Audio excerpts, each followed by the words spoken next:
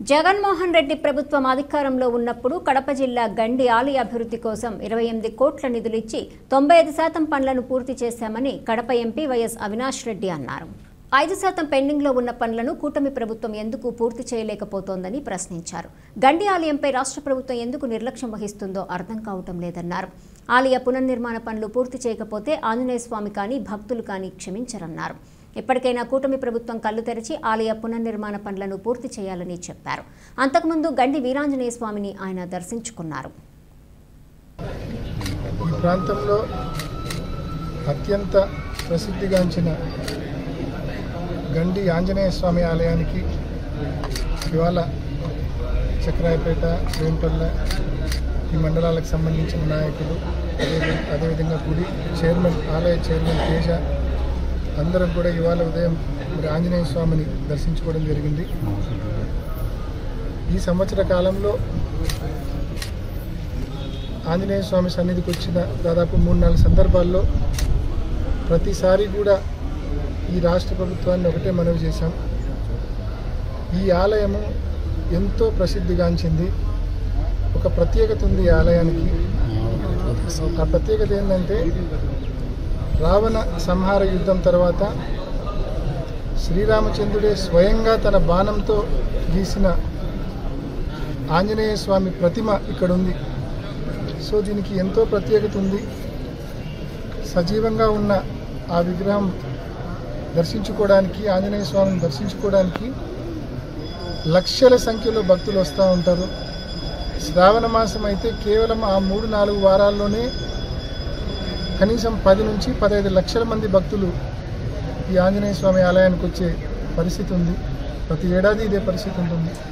మరి ఇంత ప్రసిద్ధిగాంచిన టెంపుల్, ఇంతమంది భక్తులు ఉన్న టెంపుల్, ఈ టెంపుల్ పైన ఎందుకు ఈ రాష్ట్ర ప్రభుత్వము నిర్లక్ష్యం వహిస్తూ ఉందో మాకు అర్థం కాని పరిస్థితి. ఈ సంవత్సర కాలంలో అనేక సందర్భాల్లో ప్రభుత్వం దృష్టికి తీసుకొని పోయినాం.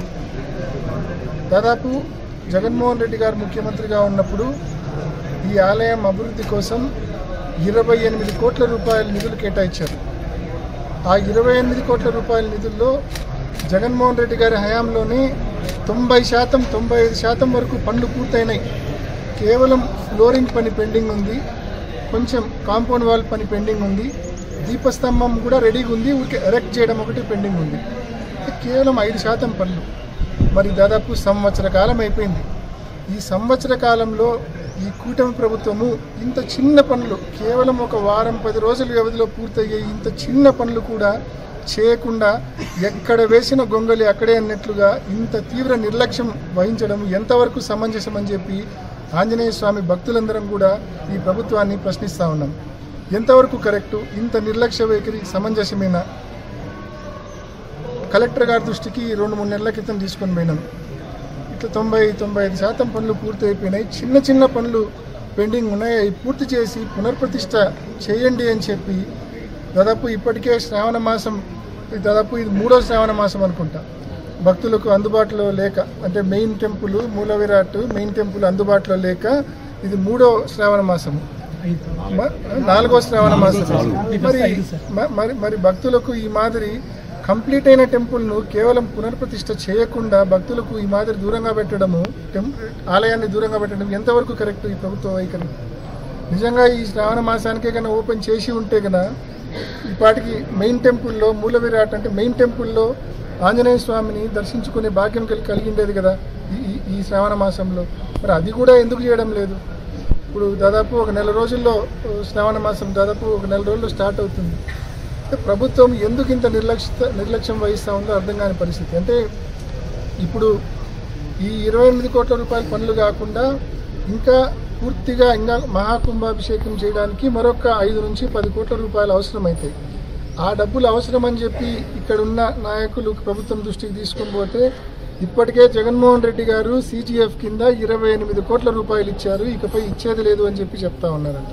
అంటే ఆ పెండింగ్ పనులు పూర్తి చేస్తే కుంభాభిషేకం కూడా పూర్తి చేయొచ్చు.